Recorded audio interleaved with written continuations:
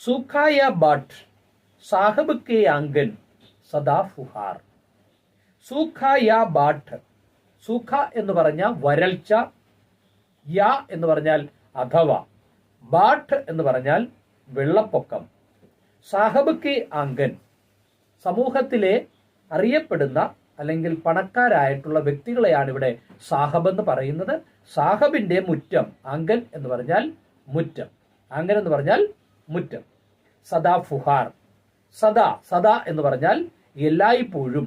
ഫുഹാർ എന്ന് പറഞ്ഞാൽ ജലത്തുള്ളികൾ, വെള്ളത്തുള്ളി എന്ന് മാത്രമാണ് ഉള്ളത്.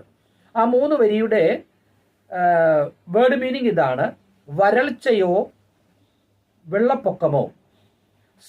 സാഹബ് കെ ആംഗൻ, സാഹബിന്റെ മുറ്റം. സദാ ഫുഹാർ എല്ലായ്പ്പോഴും എന്തുപോലെ? വെള്ളത്തുള്ളികൾ പോലെയാണ്.